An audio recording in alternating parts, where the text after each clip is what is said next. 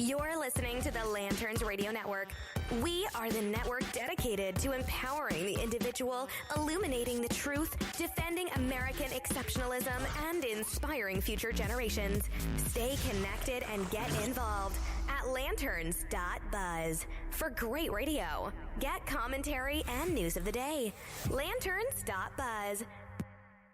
You know, I wish we could find some way to hold people accountable. Free speech is a great idea, but we're in a war. To make sure the economy doesn't collapse, I've abandoned free market principles to save the free market system. In this present crisis, government is not the solution to our problem.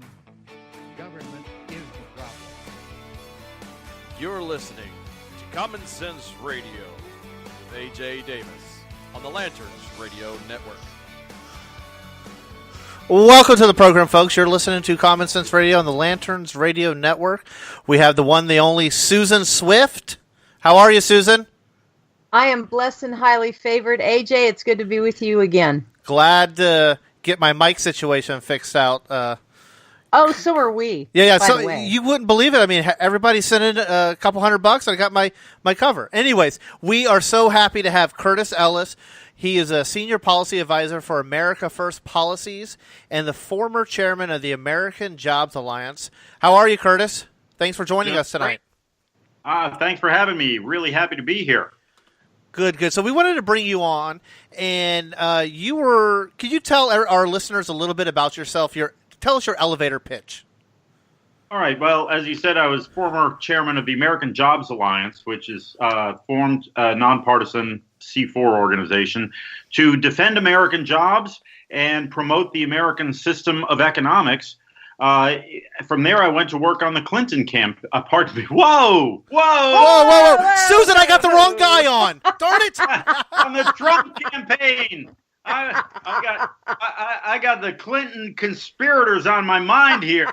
You've been reading the memo, Curtis. That's one of the things we're going to be talking about tonight. We're just to let people know what's coming up. We're setting the table. The secret Nunes memo that was released, that this blockbuster that was on Friday, that was released, and it is the biggest, most damaging thing I've ever seen in American politics. I mean, this is so much bigger than Watergate. This is a constitutional crisis. It's epic. But yes, I'm glad you weren't part of the Clinton campaign. Let me go back.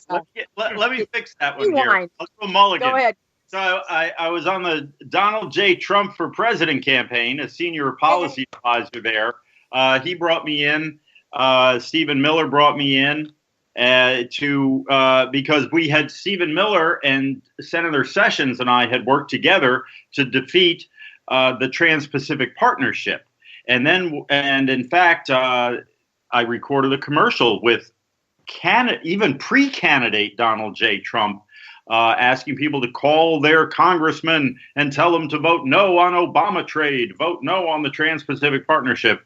And that's how I got involved in the Trump campaign. Then I worked on the presidential transition team after he was elected and went into the administration as a special advisor to the labor secretary. And now I'm with America First Policies, which, again, an independent organization that's there to promote the policies that will make America great again. Against all, we are promoting an understanding among everyone and against all enemies, foreign and domestic. So there. Good. Great. So promoting capitalism and American dreams and ideals. Right. You know the amazing thing about conservatism? Everybody wins, even liberals and Democrats with conservatism. Oh, yes, it does. We see that today, that the Democrats were screaming $15 minimum wage for years. We're going to pass a law and we're going to hire 1,000 bureaucrats and we're going to make sure everybody conforms. And it never happened. Donald J. Trump passes a tax cut, and suddenly everybody's raising wages. Yeah. It's amazing how that works. The government's not. But the thing is that while they're still so mad, you see, they really don't want people to make more money. They want the government to make more money. That's why what they want is they want the government to mandate a program that increases everybody's wages and because it puts more power into their hands. They don't want it to be coming from private companies from a tax cut, because, a tax cut takes money out of the government, puts it back into the private sector. That's why all of these hypocrites in Washington always come up and say, well, we have to find a way to pay for that tax cut. We have to find a way to pay for it. Excuse me, but if we wanted to pay for it, we would just keep the same tax rate, and we would just keep increasing the tax rate. All right, folks, let's get to that Nunez memo. We only have Curtis on for a little bit. So Curtis, the three and a quarter pages worth of memo. After reading it, the initial thought that came to my mind is the FBI and the DOJ lying to the FISA court. That's what it seems like on the from reading the memo. What's your initial thought that came from the memo? Well, it's let's make a deal here, folks. Pick door number 1, door number 2, or door number 3. Door number 1, the FBI is lying to the FISA court. Door number 2, the FBI is too stupid to know that this was Clinton Oppo research. Door number 3, they didn't care because they were out to get Donald Trump. So I choose all 3 doors. All 3. Right, they can be ignorant or malicious or just lazy. And it's really shocking. Look, this is the FBI leadership. We're not talking about the rank and file guys out there.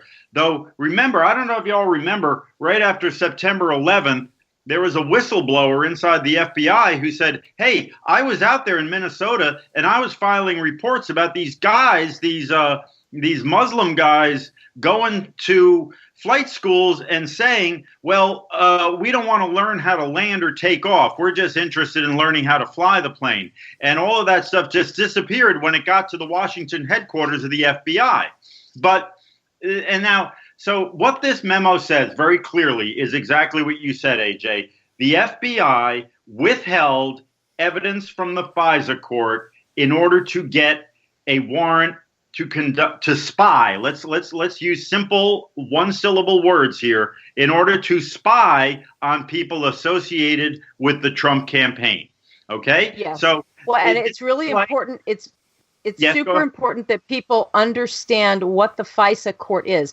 It's been referred to as a secret court. Really what it is the last line of defense protecting regular American citizens against secret government spying. What you have to do, because if the FBI or the DOJ suspect that there is criminal activity going on and they want to be able to wiretap your phones or surveil you in other means using drones, whatever it is, what they must do, in deference to our Constitution, they must present facts and theories, everything that they have, to the FISA court as part of the warrant, and ask the FISA court judge to please sign off on the warrant, which will then empower them, the FBI, DOJ, to surveil, to go back and say, okay, now we're going to set up the wiretap, the phone tap. And in this case, they did it on Carter Page because Carter, they wanted to make Carter Page out to be a Russian agent, which is this is ridiculous. There is no proof of any of this. But what they needed desperately, they needed a way to surveil someone in the Trump campaign. It might as well have been you, Curtis. Do you know that? It could have been you. But that's what the FISA court is there, is to protect American citizens against the government. And instead, what Hillary Clinton did through the DNC and her payments to through Fusion GPS, and then that the law firm that they use, Perkins Coie, to launder the money to pay for this dossier to be put together by a British spy, Christopher Steele.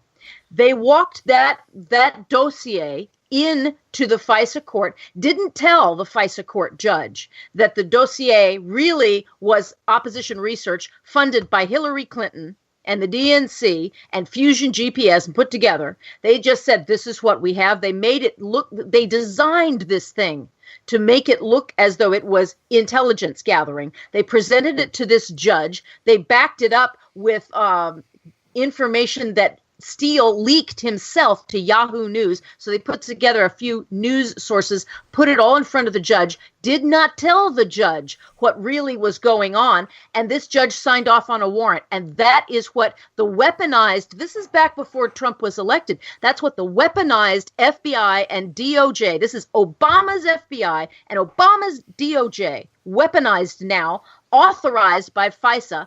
And 4 times they reauthorized this warrant. Every 90 days you got to go back. So they got the original one in October, and they kept going back with it. That was James Comey and Rosenstein. Those people who put these things together kept going back to the FISA court to renew this warrant so that they can continue to spy on Carter Page, desperately trying to find some sort of Russian collusion link against, to Trump in order to undermine his presidency. They are undermining a sitting presidency. This leads all the way back to Hillary Clinton, who was running against Trump, and what she would do. Think about this. What are the two conspiracies, the biggest 2 conspiracies associated with Clinton, right? The first one was Obama's birth certificate, right? That was her aide, Sidney Blumenthal, who floated that whole idea that maybe Obama was not born in the United States. He might have been a Kenyan. Sidney Blumenthal floated that, and that got out into the media because she was running against Obama. That was the way she started trying to undermine Obama's run for the presidency. This time around against Trump, what has come out? Well, Russian collusion and the dossier, and that's it. It's all leading back to Hillary Clinton and the DNC. This is all of the breadcrumbs lead back to Hillary Rodham Clinton. May I add something there? Yes. I would only differ with you on one point. I think it leads even further back than that. If we accept the facts, which we must, that this Foreign Intelligence Surveillance Court, this was a surveillance operation as part of a counterintelligence operation, which means if this was an ongoing counterintelligence operation, the National Security Director in the White House would have to have been informed of it. And one might suspect that it would be included in the president's daily intelligence briefing. That would have been Obama at the time, right? Obama himself knew about this. Yes. And we are not hearing from James Clapper. We are not hearing from the National Security Advisor, Susan Rice. And we're not hearing from Barack Obama. All we're hearing from Hillary Clinton is biatches supporting biatches. She is not referring to this. And the corporate media is in full panic deflection mode. They refuse. Having been a journalist, I know how these stories are written, and you take a lot of off-the-shelf verbiage and keep using it and reusing it in every story that comes up. Their off-the-shelf phrase that they are using in every story now is, this memo is part of a Republican campaign to discredit the investigation into the Trump campaign's collusion with Russians, as if that were a proven fact that there was collusion with Russians. That has not been proven. In fact, after over a year of investigation by determined prosecutors and a very leaky media, in an atmosphere where we know there was surveillance going on, and we know that the NSA sucks up everything, every piece, every bit and byte of data that flows through the telephone cables, the fiber optic cables, and the emails, and a very leaky media that leaks anything that the NSA or any intelligence agency might come across. There has been no evidence of collusion. So what you could say is that this is the big lie. Absolutely. And the big lie for all your listeners is a classic operation where you accuse your opponents of doing exactly what you are doing. and the Democrats are pulling off the big lie. They were colluding with Russians, so they are now accusing Donald Trump of doing that because that's what they were doing. Just like Hillary Clinton was caught with the Uranium One deal and voting for that. But the interesting thing that you touched on is that nothing has been proven about Russian collusion on, but the Trump people. The interesting thing is the FISA court judge, who is unnamed, I don't know who he is or she, whoever signed off on it, has been completely misled. False evidence has been put in front. That means there is no valid basis for this warrant. This warrant was obtained under fraud by false facts. Okay, so the very warrant that has been fueling now the Mueller investigation, right? Mm. The whole basis of this is void. There is no basis in fact or in law because what they did to obtain it was a lie. Mueller's investigation is no longer. The way I look at it, legally, it doesn't have a leg to stand on. He is not authorized to do it because he doesn't have true facts or a FISA warrant to go after anyone. That's right. This is a frame-up job. If this were a domestic, a typical criminal case, we'd be talking about the prosecutors and the police and the law enforcement framing up a suspect and then withholding what's called exculpatory evidence. Right. If the prosecutor gets an indictment from a grand jury because they don't tell the grand jury that actually they have testimony from somebody putting the suspect on the other side of town from where the crime was committed, they withhold that evidence from the grand jury, and then the grand jury comes and hands down an indictment for murder, and then they go bring it to trial and try to get the guy sentenced to the chair, right? That Absolutely. is withholding exculpatory evidence, and that is not allowed. Bad. No, it's fruit of the poisonous tree. I mean, you cannot go in as a prosecutor and try to get a conviction without giving everything over to the other side. I mean, the basis of our legal system is that both sides get full disclosure of the facts so that we can actually, it's full and fair. It's transparency. That's the entire nature. And especially when it comes to government versus individual, when we have the power of the federal government or even a state government going against an individual, the transparency and the rules must be absolutely obeyed because it's one individual going against the power of the court. That's why this FISA court is so very, very important. And you're absolutely right, Curtis. Obama's DOJ, Obama's FBI weaponized their departments and then intentionally misled a FISA court judge so as to go after a political opponent. They knew it. That's certainly what it looks like. And I'd say we need to get our hands on the president's daily intelligence briefings to see if he was aware of this. Maybe they withheld evidence from him too. But remember, it was President Barack Obama who went on TV and said, I didn't know Hillary Clinton had her own private email server and was running her own email system outside of state.gov. Yeah.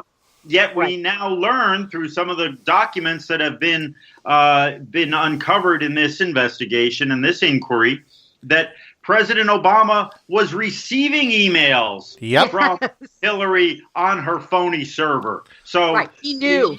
You got to ask, what did he know and when did he know it? And not just about the emails, but about this crooked FISA caper that the FBI, that McCabe and McCabe and Mrs. Clinton were running on him. Yeah, Crooked Hillary. Boy, was that a good? That was a really good moniker that Trump gave her. Crooked Hillary. Boy, does that come true now. Hey, yeah, no kidding. So I'm glad that the memo was released, but there's still a lot of unanswered questions that maybe the DNC or the Democrat memo was approved to be released an hour ago. Curtis, what do you let's speculate would be in that memo if you were a betting man? What would you speculate? I'd say I would bet there is some half-truths, omissions, if not outright fabrications. They would, if not outright fabrications, there would be intentional misdirection through omission, and then an attempt ad hominem attacks and attempts to besmirch Kevin Nunes, and a deliberate repetition of the charge. This was all meant to distract from the real investigation into Russia collusion by the Trump campaign, as if that were a fact instead of a spurious allegation. Yeah, I think the answer for everyone involved, the Democrats and Republicans, is transparency. Let's release all the affidavits. Let's release if it doesn't harm national security. Everything should be declassified. Absolutely, declassify the whole thing. Yep. Declassify it all. It all comes out. That's right. And now, then look, you can piece everything together, and there'll be there's no he say she say, because that's almost. I mean, the Nunes memo was it gave us a lot of information. But I still want to know more. That's what I initially, my second thought, I want to know more and more about this so I can, be more informed. I was talking to one of Mr. Nunes' advisors, one of his top advisors on this, before the memo was released. And he told me that it's going to lead to more questions. He said it's not going to give you the answers. It's the beginning, is what he said precisely in those words. This is the beginning. And what we see now, though, is that the corporate media is absolutely uninterested in asking those questions. And it is shocking, because this is the media that is, to a large degree, run by people who used to run around 50 years ago, 40 years ago, in the 60s and 70s with long hair and love beads and buttons that said question authority, and were, just shocked that and horrified that the FBI would wiretap Martin Luther King and order the killings of Black Panther Party members and all kinds of things like that, and said this must never be allowed to happen. And we must question authority and question the secret police agencies of the American government.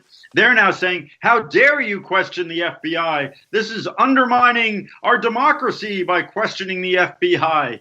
And you should see James Comey's Twitter handle. He is, on the 3rd. He's got dressed up for a family event tonight and was proud to wear my FBI cufflinks. He is. Oh, good. Yeah, James Comey may end up being. He may have a lot of questions to answer in front of some really high up officials pretty soon. I mean, Comey and what is that other guy's Orr, whose wife was employed by Fusion GPS. Yeah. Who helped on getting the opposition? There are 5 or 6 people in here that are going to, like Bruce Orr. He was a DOJ official who worked with Yates and later Rosenstein to create this. What you're talking about, Susan, is this withholding of evidence and all of these shenanigans these guys apparently, or it appears, were doing. If they were doing what it appears they were doing, they were breaking the law. This is not simply political dirty tricks. There are procedures. When you have texts from these FBI these FBI super agents talking about, well, let's take this off here, let's take it off this platform, and let's start communicating somewhere else. They're now violating the Federal Records Act, which requires preserving records. Now, if they say, well, let's talk about where we're going to get a beer on Wednesday. Yeah, you say, well, you don't have to preserve those records. Let's go to our private device. But if you're talking about your investigation or obtaining warrants or what have you like that, those are federal official actions, and you are supposed to preserve all records pertaining to that. And for them to be saying, well, let's find a way to not do that, that's a violation of the law. That's exactly what Hillary did, remember? Remember, she had a private server because she did not want her emails, and there were 30 or so top secret, from her as Secretary of State. She didn't want anybody knowing what she was sending to Barack Obama and other people. Well, and she intentionally set up a private server to be able to send these messages. Now, she's breaking the law. I mean, it's really clear. We've got federal statutes, and yet no one's talking about indicting her. Is she really? Do you think she's really going to be above the law, or do you think this is just the tip of the iceberg? And are we going to start seeing something really epic? What do you think, Curtis? Well, as I said, I think that it's going to be up to the Republican Congress because we're screwed. Those feckless people. Oh my gosh! I know it's frightening. I'm sorry to say that they have to have a committee to vote to zip their fly. Oh, because the media, the investigative reporters are not interested in investigating, and it's going to have to be somebody on Capitol Hill. If they keep tugging at this, you're going to find, I believe, that there was high level, perhaps the highest levels, officials in the Obama White House were complicit. Where's Samantha Powers? She was unmasking people left and right. Why does the UN ambassador have the power to unmask American citizens? I mean, was she like the secret deep agent, the deep deep throat? Was she deep throat? Obama's deep throat. Yeah. Special tasked to do this. I mean, I don't understand. It doesn't make sense. Why would a UN ambassador be unmasking agents? Why is she involved in counterintelligence operations? Now, I get it that the UN is used to recruit foreign agents. It's tradition. It's a nest of spies. I've covered the UN. I had a desk up there for a long time. It is basically a nest of spies. But you're supposed to be recruiting the Russians or the Chinese to become American agents. You don't need to be unmasking American citizens to recruit them. That's not what the UN ambassador does. So really, but she's a longtime loyal Obama supporter. So here's a question that just popped into my head. So it seems that meeting with Loretta Lynch and Bill Clinton on the tarmac, and I think it was Phoenix, maybe there was a little more to it than the golf game, grandkids, and Hillary's yoga schedule. That's just me making a guess. What do you two think? Oh, obviously. I mean, obviously. You have to wonder because look, when when the Democratic National Convention took place, they had fully baked and started planting this story that Donald Trump was playing footsie with the Russians. They popped that out and they had it all going. So clearly they had laid some plans for this. So maybe that was part of it too. It does seem that there was some legwork done in advance. The other thing I wonder about is all of these texts. Now, we haven't seen all the texts between the two FBI lovebirds. We haven't seen. Oh yes, but the texts we have seen, and these were people who were supposedly investigating the Hillary email server thing. This is a case of the dog that didn't bark. Again, you don't see any text of them saying, well, what happened to those 33,000 emails, the 33,000 missing emails? They don't seem to have any curiosity or any interest in that whatsoever, which tells you right there the whole investigation was a little hinky. So it's very – and we need somebody to completely and thoroughly investigate this and keep pulling at it and hammering them. Special prosecutor. We need a special prosecutor. That's what we need. We actually, if there's been a time when we really do need a special prosecutor appointed by Congress with vast authority to investigate all of it, it's this. I don't even know if Jeff Sessions will have the guts to go ahead and do it because, he was too nervous to, he recused himself before he'd even practically, gotten into his position. So, but it's time for a special prosecutor. Don't you think? It's time for somebody to and remember that Bob Mueller is a institutionalist. He is there to defend the FBI, defend the reputation of the FBI and the DOJ. That's what he's always done. Remember, he was assistant U.S. attorney. He was a U.S. attorney up in Boston during the whole Whitey Bulger thing. When the FBI was running that murderous gangster Whitey Bulger and covering up for him, Bob Mueller was the U.S. attorney in Boston, and he never lifted a finger to do anything about it. So he's an Obama shill. He's from the old Obama FBI DOJ. He's a plant, and he's there to make sure that nobody ever investigates the investigators. Nobody's going to investigate the FBI and the DOJ under Obama. In other words, hey Curtis, that's why he's there. We want to thank you for coming on to the program. I know you got to get going. We really appreciate you coming on and giving a perspective from someone close to the campaign and someone for limited government. So could you tell all of our listeners where they could find you at certainly. On America Twitter? First, you bet. America First Policies, America First POL on Twitter, America First POL on Twitter, and America First Policies on Facebook. You can find us there. Awesome. Wonderful, Thank you. Curtis. You're a fabulous guest. Yes, thanks a lot. And God bless you. You're happy to come back. Thanks so much. Take care. Perfect. All right, we're going to take a break, and on the other side of the break, we are going to have Cynthia, Garrett on, and we're going to talk to Me Too. You're listening to Common Sense Radio on the Lanterns Radio Network.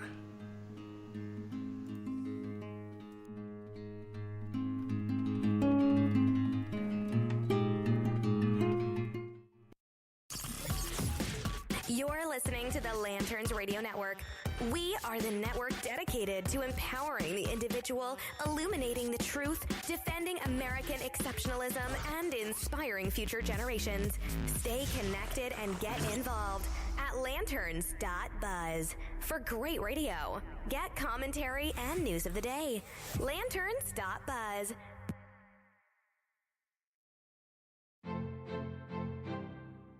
In every rising of the sun, my purpose was to be thankful to be alive. I was even more thankful for the blessings that came with this life, specifically Virtus, my wife. But that came to an end when Aklavane and her minions violently took her away from me. So my new purpose in this life is to gather all the pieces of the Stone's Heart so I can defeat Aklavane and get back my bride. Join me as I travel to new worlds, making new friends and avoiding old enemies. Read more about my story in the first 2 books of the Stone's Heart series, which are now available on Amazon.com in Kindle format. The first book is The Quest for Savitvarda, and that is followed by The Heart of Pagaila. Stone's Heart is more than a fantasy and a sci-fi quest. It's me fighting to get back my precious wife, despite the overwhelming odds against me. Stone's Heart. Join, explore, and believe.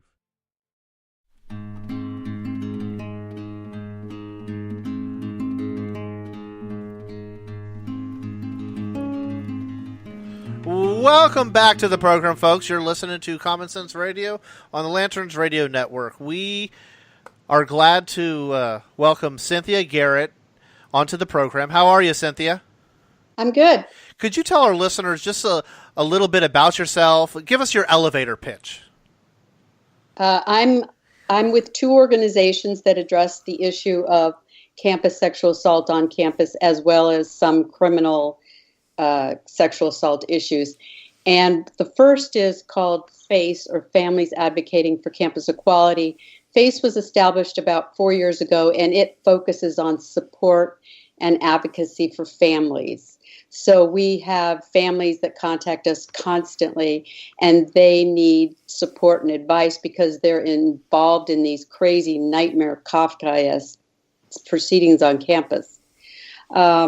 But we also do some legislative work where we will go to D.C. or various state legislatures and talk to the legislators about what this is doing to the students. And it's been incredibly traumatizing.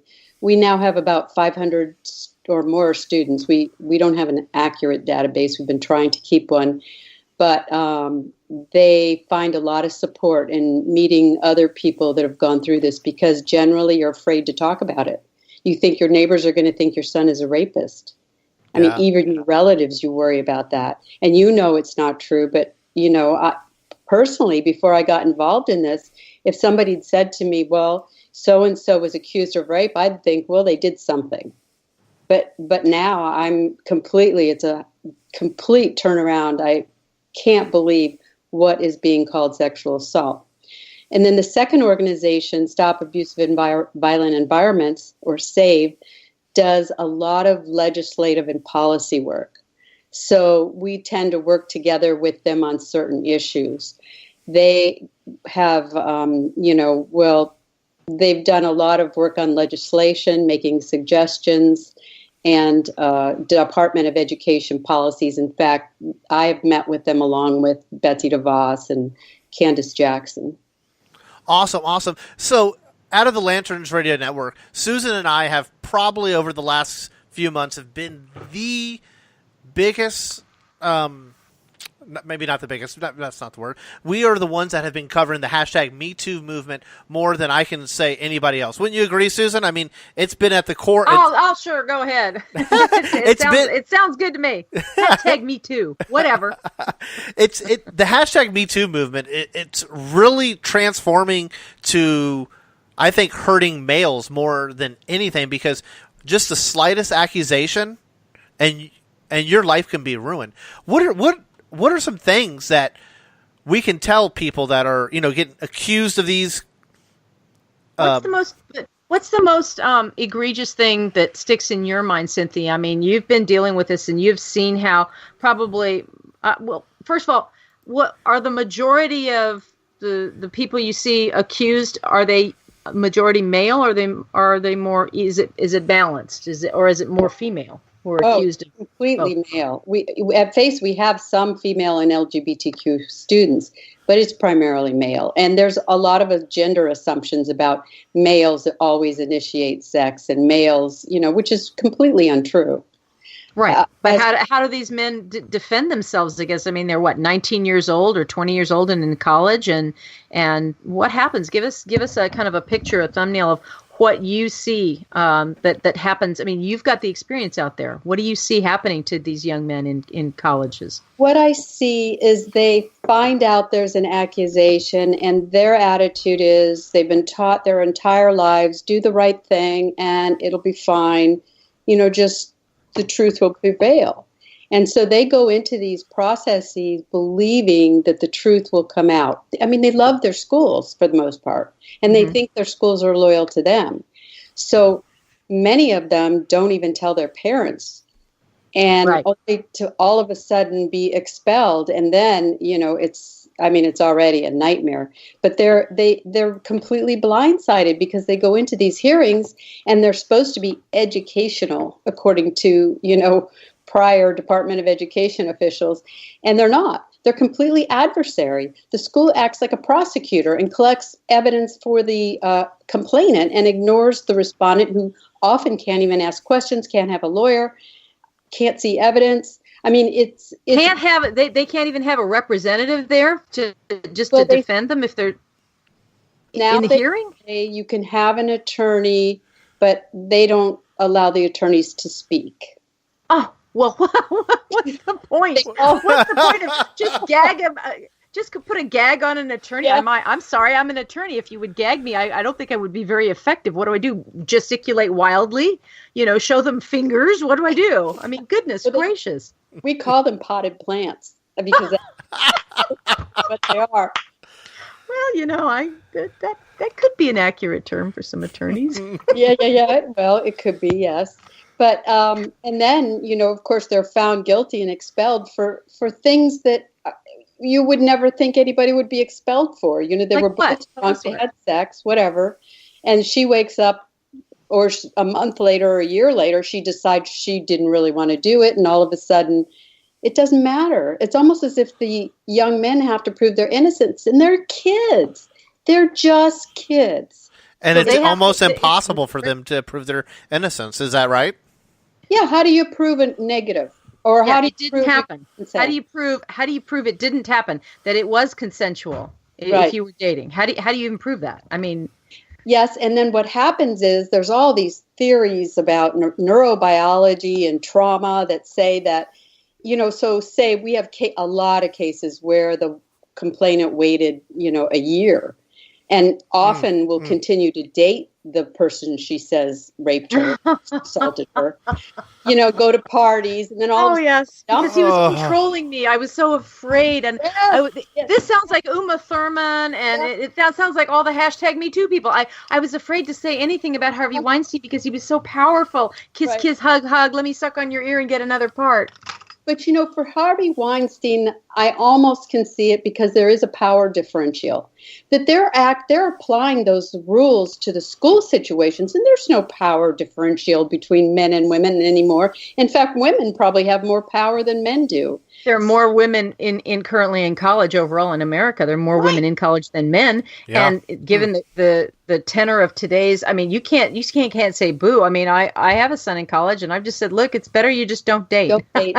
No kidding. If you're gonna date, absolutely. You hold hands and maybe a peck on the cheek. There should be nothing else going on because it can wreck your life. And that doesn't stop it either. She can just make it up. It wrecks their life. But the rest of what they do is, okay, so say that she continued to date him or she sent him loving messages and, there was a lot of evidence that they were still friends afterwards. Mm-hmm. Well, there's now these theories on neurobiology of trauma, and victims act counterintuitively.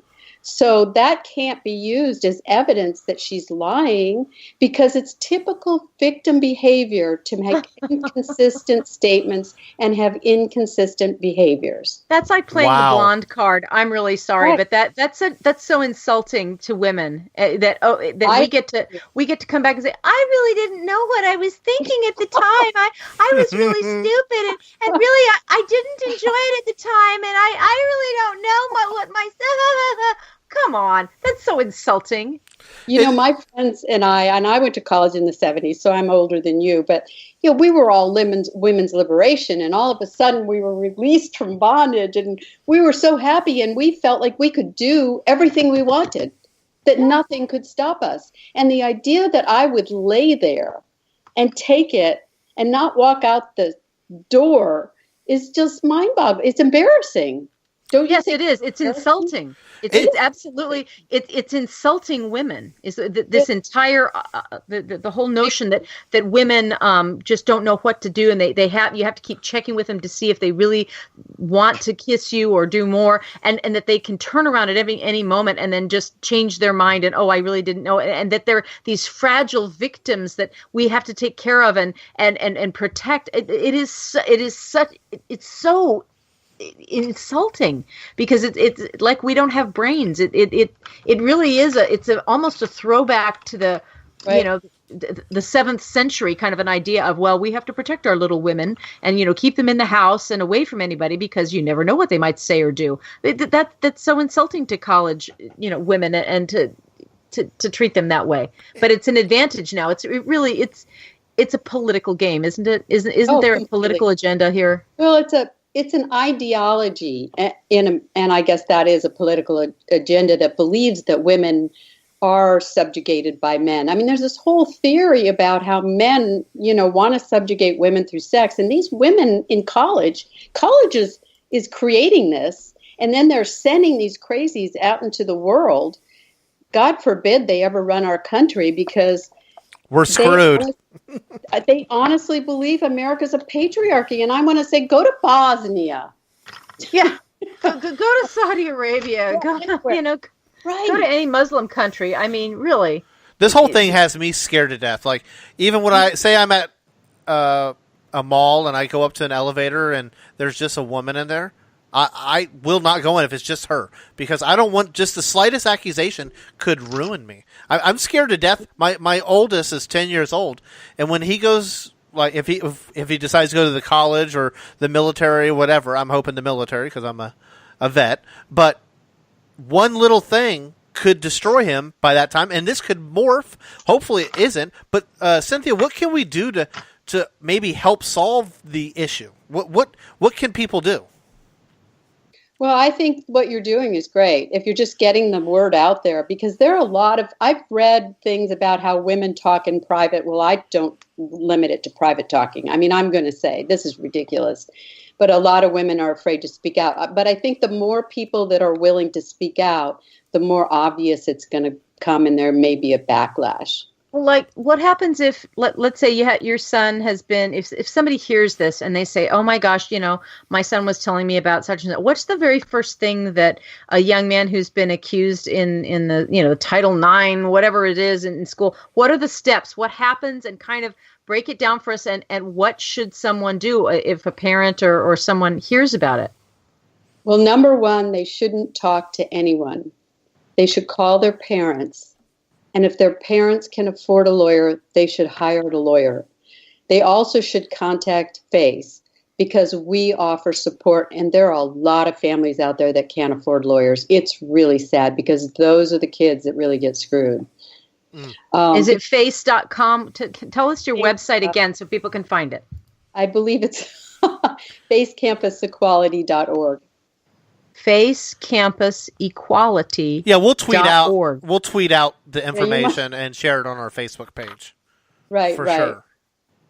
But honestly, they should not keep it to themselves and think they can handle it. And we want to get out there and educate students. In fact, one time I went around and put flyers on a couple of campuses. Do not, call your parents. Do not have sex with a drunk girl. Do not. That's good What advice. kind of world do we live in now? My advice to my son is don't date any women that appear to be emotionally unstable or insecure. Just don't go there because that seems to be a major problem. Yeah, it is. It's absolutely a sad... manipulative women who want to or they're vindictive. Later, what if they break up? They've had a wonderful relationship. The earth moved, the birds sang, and now they've broken up, and now she's vindictive, and now all of a sudden, all of those secret, wonderful interludes have now they're weaponized against the young man in college. Yeah, we see the same sort of scenarios over and over, and that's definitely one. Or she sees him with another girl, or her boyfriend finds out she slept with somebody else, and she has a boyfriend that she didn't want to have sex with this guy. Or we've actually had Muslim and Mormon parents find out the girl had sex, and then all of a sudden there's an accusation. I mean, think about it. There's all kinds of reasons. And, I feel badly saying they're lying. I mean, but they are.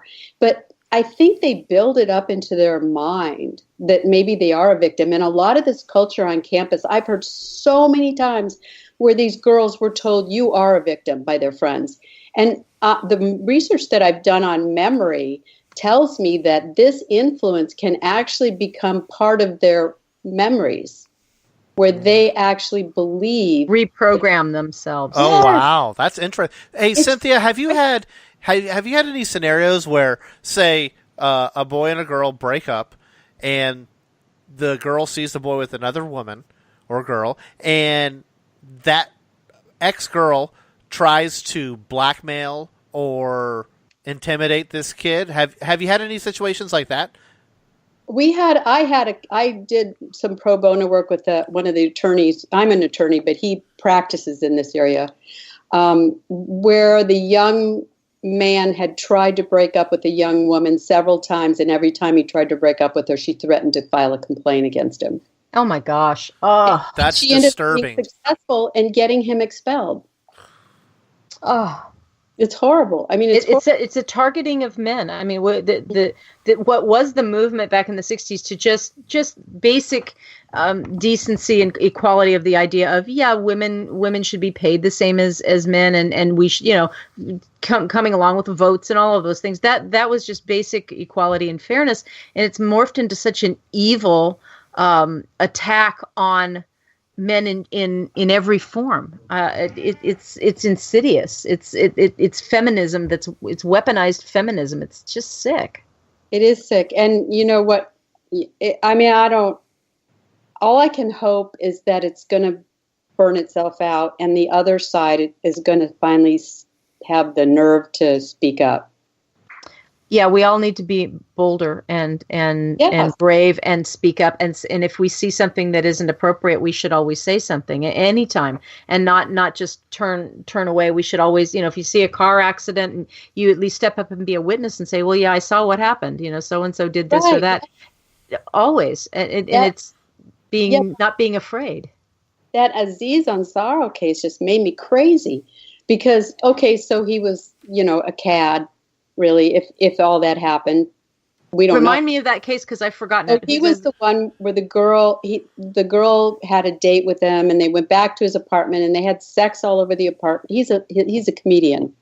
Sex all over the apartment, had oral, had every kind of sex you can imagine. And she decided she didn't want to have any more sex, but she stayed. And so he kept bugging her to have sex. Oh, geez. And she's put this whole thing out, naming him, ruining his reputation anonymously, which really irritated me because, show some class. Don't do it anonymously. But there was a lot of pushback. My attitude was, why didn't you get up and walk out the door? I have no sympathy for you. No kidding. That story kind of reminds me of the Nashville mayor. Everyone's heard about that going. The mayor, Megan Barry, who potentially violated her own ethic rules during her affair with the officer. And the officer retired, but she refuses to step down. I mean, these stories are just popping up left and right. I mean, just in my local area, I've been hearing about people that have abused women, kids, stuff all the time. It seems like this is a more occurring fact that people are stepping up, which is a good thing. If you are assaulted or you're I don't know what's the word we're looking for. Assaulted. Yeah, I guess the word would be assaulted or anything like that. You have a right to be heard. Doesn't mean you have the right to accuse or be right, but you have the right to be heard. And should be evidence. You don't have a right to be believed. Correct. You don't have a right to be believed because what we're talking about is reputation rape. That's what's going on. Is reputation rape. Is you get to change the facts and get to as a woman you have this superpower over men and you can ruin their reputation. It's you have, yes, we all have the right to be heard, but everyone has to present evidence on both sides, and you don't have the right to be believed without hearing the other side. That's what a trier of fact is for. That's why we have transparency. That's why we have judges. That's why you're supposed to have an advocate there in the courtroom. That's exactly why, so that you can't rape somebody's reputation. Isn't that so, Cynthia? Yeah, it's supposed to be, but I have to tell you what's happening now. It's infiltrating the criminal justice system. This whole believe the victim ideology. These criminal investigators, are being taught that they must believe the victim. And they're taught to look for corroborating evidence and to help the prosecution build a defense or opposition to whatever anticipated defense there might be. That's a corruption. That's a corruption of our system. What they're supposed to do is prosecutors is supposed to question everything. Everything. And that's a corruption of our basic judicial system. It's frightening. And they're being also schooled in the trauma-informed garbage, which, is not really supported by evidence, especially in the college context, because any research that even shows that, and I don't think it's great research, but that's my opinion, it's in a life-threatening situation. But they're applying that to college cases. Come on. I went to college. It's not a life-threatening situation. It's a little bit of stress and bad food. At least back in the day, it was bad food. Now it's very, very fancy, wonderful food. You can't get better food than on campus, man. It's very, very fee. I love it, Bistros and things. Oh, my gosh. Hey, I had heard from my son, I think that Title IX has been recently either reinterpreted or changed in some way. I think when the Trump organization got going, I think hasn't something happened with Title IX? Things been changed? What happened is that we've met with Department of Education officials. In fact, Betsy DeVos met with like 7 students in a meeting with us. So, and she listened to every story, and then she gave that speech in September where she said she wanted to balance the process. No victim should be ignored, but no one should feel their rights aren't respected. Well, that's good. What she did right after that, I believe it was right after that speech, was she withdrew guidance that the Department of Education's Office for Civil Rights had issued previously that had, if not created, exacerbated the problem by telling schools that they had to lower their standard of proof to more likely than not. And they had to, not allow cross-examination and not allow mediation. So and on top of it, the Office for Civil Rights from that Department of Education was coercively manipulating colleges into implementing these procedures, even though technically they should not have been required to do so. So Trump and DeVos they've started to roll back some of the mean dog aspects of Title IX. That's good to know. Cynthia, we're running out of time because I can't believe it. We're almost coming up on the hour. Give us your website again where people can go, especially young men in college. FaceCampusEquality.org. Please, we have so many people that can help them. Well, I've already posted it on my Facebook page, which is you can find me on Facebook at Real Susan Swift. You can find AJ. Where can they find you in Facebook and in social media? At Oregon Redskin and our show at CS Radio 503 and on Facebook. Common Sense Radio. And Cynthia, thank you so much. We will post all this to get it out to all the males. You're listening to Common Sense Radio on the Lanterns Radio Network.